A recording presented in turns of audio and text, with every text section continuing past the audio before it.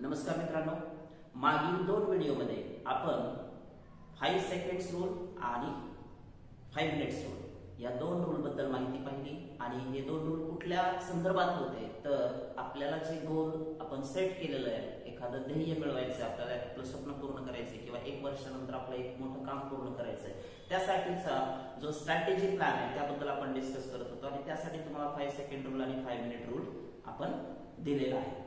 आता ह्या दोन रूल आपण समराइज करूया। सगळ्यात पहिल्यांदा तुम्हाला पार्ट फर्स्ट व्हिडिओ मध्ये मी तुम्हाला काय सांगितलं होतं तर 5 सेकंड रूल आणि 5 minutes rule.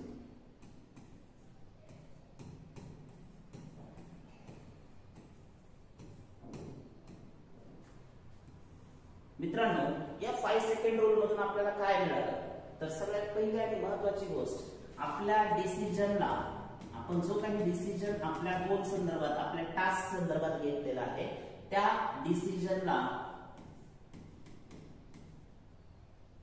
Time and place मिळाले। सो लक्षात घ्या, या अगोदर पण तुम्ही काही ह्या गोष्टी माहिती नव्हत्या असं नाही, पण आता आपण एका त्याला सायंटिफिक फ्लो मधून घेऊन जातोय। तुम्हाला 5 सेकंड रूल मध्ये जो काही निर्णय तुम्ही घेतलेला आहे त्याला आपण वेळेच्या बंधनात आणलेले आहे आणि त्याला आपण जागा फिक्स करून दिली आहे की फॉर एक्झाम्पल स्टुडंटसाठी आपण पाहिलं की मी संध्याकाळी 8 ते 9 या वेळेत अभ्यास करणार आहे आणि स्टडी रूमला जाऊन करणार आहे। ही गोष्ट अत्यंत महत्त्वाची आहे मित्रांनो। आपल्या डिसिजनला मूर्त स्वरूपात आणायचं असेल तर एक थॉट आहे, आपल्याला काहीतरी करायचं, त्या थॉटला ऍक्शन मध्ये आणण्यासाठी हा 5 सेकंड रूल अतिशय महत्त्वाचा आहे। सो हा रूल तुम्ही आता फॉलो करायला सुरू केलं असेल, त्यामुळं तुम्ही आता काय झालं की त्याची वेळ फायनल झाली तुमच्या कामाची, तुमची ती जागा फायनल झाली की तिथं जाऊन तुम्ही ते तुमचं काम करणार आहात। दुसरा जो रूल होता आपला तो होता 5 मिनिट्स रूल।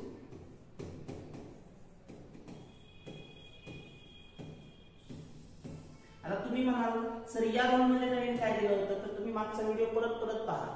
5 मिनिट्स रूल मध्ये काय की तुम्ही त्या जागेवर आहात, ऑलरेडी तुम्ही ते काम सुरू केलेलं आहे। फॉर एक्झाम्पल विद्यार्थी आहे 8 ते 9 या वेळेमध्ये स्टडी रूमला गेलेला आहे आणि तिथं त्यानं ते 5 मिनिटं काम करायचं हे मी सांगितलं। आता याच्यामध्ये नवीन काही सांगितलं का तर खरंच नवीन काही नाही, आपल्याला ते माहिती होतं, परंतु आपल्याला त्या सिस्टीमने जायचंय। 5 मिनिट हे बंधन आहे। जसं की आता मला व्हिडिओ बनवायचा आहे तर मी या ठिकाणी येणं गरजेचं आहे, मी 5 मिनिटं माझं काम करणं गरजेचं आहे, विद्यार्थ्यांनी त्यांचं काम करणं गरजेचं आहे, एम्प्लॉईज जे असतील त्यांनी त्यांचं काम त्या ठिकाणी त्यावेळी जाऊन करणं गरजेचं आहे।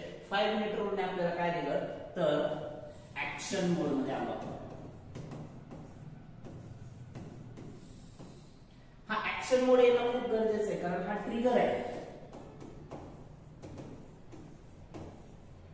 बंदुकीचा ट्रिगर जोपर्यंत आपण दाबणार नाही तोपर्यंत गोळी स्पीडने पुढे जाणार नाही, तसा हा एक ट्रिगर आहे। 5 मिनिट जो आहे तो ट्रिगर आहे।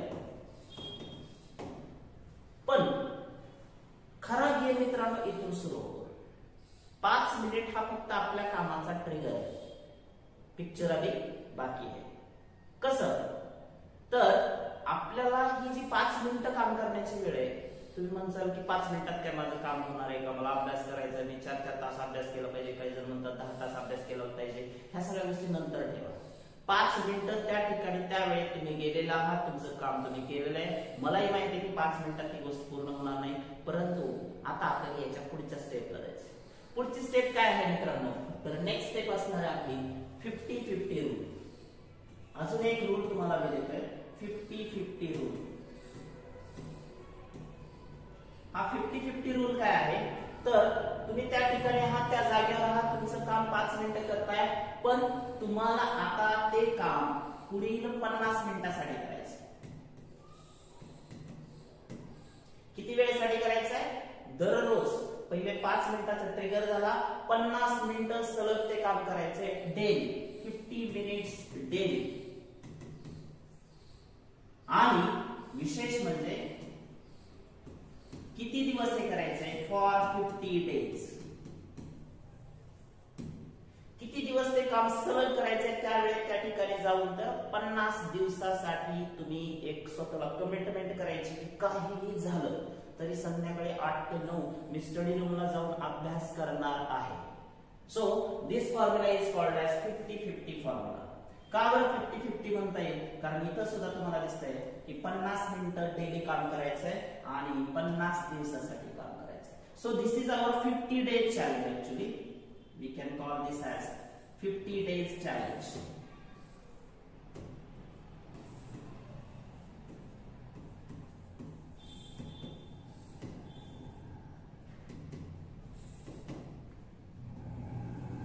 Now the game actually starts. खरा खेळ आता इथून पुढे सुरू झालेला आहे. दररोज 50 मिनिटं आपल्याला त्या ठिकाणी जाऊन ते काम करायचंय आणि ही गोष्ट मित्रांनो वाटती तेवढी सोपी नाही. याच्यात खूप अडथळे असणार आहेत, खूप हर्डल्स असणार आहेत. जुन्या सवयीला आपण बाजूला सारून नवीन एक सवय लावतोय. 8 ते 9 मध्ये बंधनकारक स्वतःला करून घेतलं की आपण जायचं आणि त्या ठिकाणी अभ्यास करायचा. सो ही गोष्ट सोपी नाहीये. 1 दिवस 2 दिवस आपल्याला बरं वाटेल, तिसऱ्या दिवसापासून तुम्हाला पुढचे काही दिवस एवढे कठीण वाटतील. It means there is a period of 3 to 14 days. या पिरियड मध्ये तुम्हाला ते काम नको वाटेल. काय दररोजच जायचं, काय तिथं बसायचं, मला आता कंटाळा यायला असं होऊ शकतं. जुन्या सवयी, जुने प्रलोभन, जुने टीव्ही पाहणं असेल, इतर ठिकाणी फिरायला जाणं असेल, ह्या गोष्टी तुम्हाला आकर्षित करतील. तुमचे मित्र असतील ते कुठेतरी जायचं सांगतील. सो तुम्हाला एकच करायचंय, ह्या सगळ्या गोष्टीतून बाहेर पडायचं. हा जो पिरियड आहे मित्रांनो हा फार कठीण आहे, ज्याला मी म्हणतो हार्ड डेज आहे. कठीण दिवस आहेत.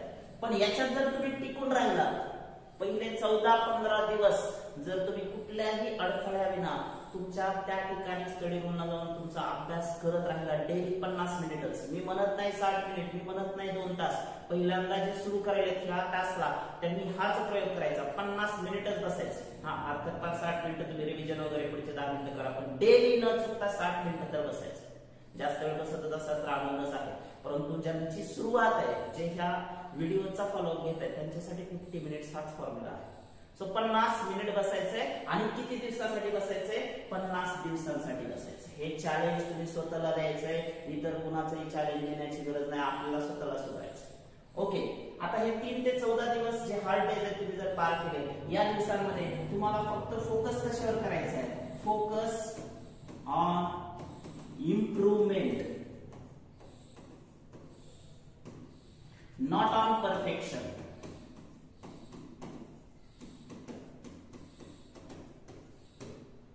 मी काय म्हटलं पहा, तुम्हाला या दिवसामध्ये कशावरती फोकस करायचा आहे? सगळ्यात महत्वाचं मित्रांनो, फोकस ऑन इम्प्रूव्हमेंट.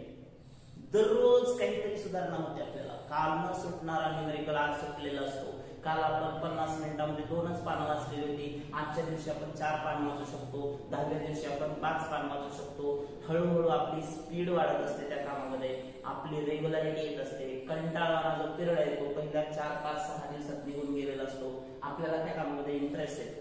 केमिस्ट्रीच्या रिएक्शन्स येतात, मॅथ्सचे एक्झाम्पल सोडवता येतात, फिजिक्सचे न्यूमेरिकल सोडवता येतात, बायोलॉजीचे छान छान ड्रॉइंग कंटेंट आहे तो आपल्याला ग्रास व्हायला सुरू होतो आणि आपल्याला त्या ठिकाणी त्या स्टडी रूम मध्ये 50 मिनिटांसाठी उलट करमायला लागतं. उलट डेली आपण जातोय याचा एक आपल्याला अभिमान असतो. So focus on improvement. आपण परफेक्ट होणार, निश्चित होणार, पण परफेक्ट होण्याचा हा काळ नाहीये. आपण अंडर ट्रेनिंग आहे. आपण एक नवीन लावलेली सवय आता आपण एक्सपॅन्ड करतोय.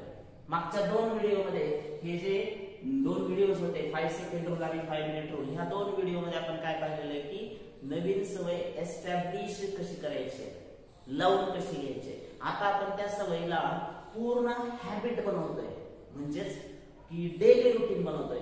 थोडक्यात आपण असं म्हणूया, डेली रुटीन मध्ये तुमची ही सवय आली पाहिजे. अतिशय डेली रुटीन. बघा तुम्ही डेली रुटीन या शब्दातच त्याचा अर्थ आहे. डेली रुटीन म्हणजे जसं आपण डेली ब्रश करतो, असा एकही दिवस जात नाही ज्या दिवशी आपण ब्रश करत नाही, असा एकही दिवस जात नाही ज्या दिवशी आपण आंघोळ करत नाही. आणि ह्यासाठी आपण काही कष्ट घेतो का? कधी आपल्याला वाटतंय का खूप कंटाळा आला आता नाही करायचं? असं नाही. एकदम इझिली आपण ह्या डेली रुटीन करत असतो. त्याप्रमाणे आपली जी ही हॅबिट आहे ती डेली रुटीन मध्ये 50 दिवसामध्ये तुम्हाला जादू जाणवेल, स्वतःबद्दल मॅजिक जाणवेल की 50 दिवसामध्ये तुमचं जे हे काम आहे 50 मिनिटांचं ते एकदम डेली रुटीन मध्ये आलं. कुणालाही न सांगता, कुणालाही कुठल्याही सबबी न देता, काही कारण न देता बॅग भरायची आणि त्या ठिकाणी जायचं. आणि मी हे फक्त विद्यार्थ्यांचं एक एक्झाम्पल सांगतो, इतर सर्व लोकांना पण हेच प्रिन्सिपल लागू. सो डेली रुटीन मध्ये तुमचा हा प्लॅन आला पाहिजे.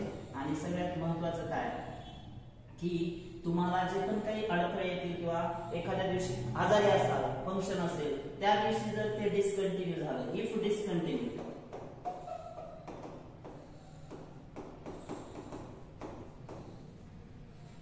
choose alternate type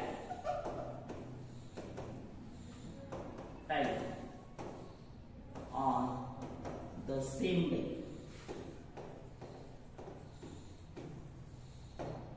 सगळ्यात महत्वाचं आहे की होऊ शकतं अनावधानानं आपण कितीही ठरवलं तरी एखादा अडथळा येऊ शकतो, तो जे नाही नसला पाहिजे, आपण दिलेलं कारण नसावं.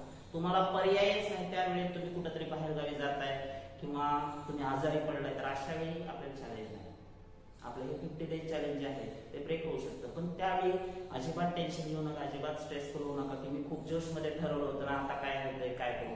बिलकुल नाही.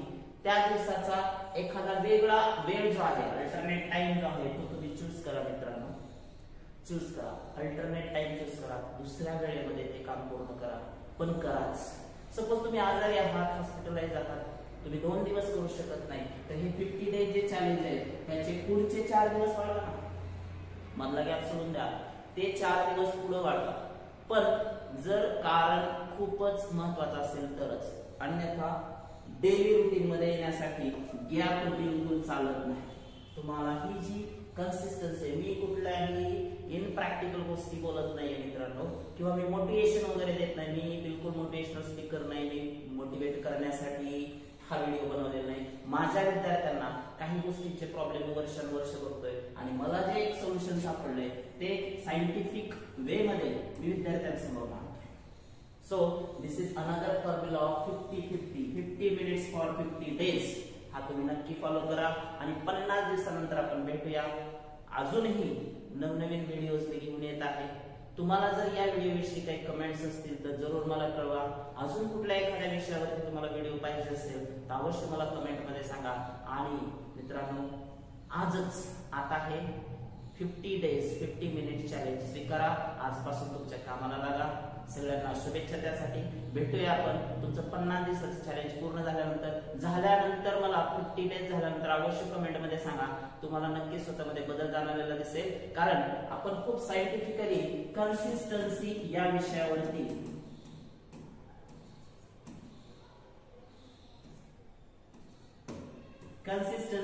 विषयावरती आपण डिस्कस केलेलं आहे की सातत्य जे पाहिजे आपल्याला आपल्या कामामध्ये ते खूप गरजेचं आहे आणि ते कसं आणता येईल या विषयावर डिस्कस केलेलं आहे. सो तिन्ही व्हिडिओ पुन्हा पहा. तुम्हाला काही ना काही गोष्टी प्रत्येक वेळी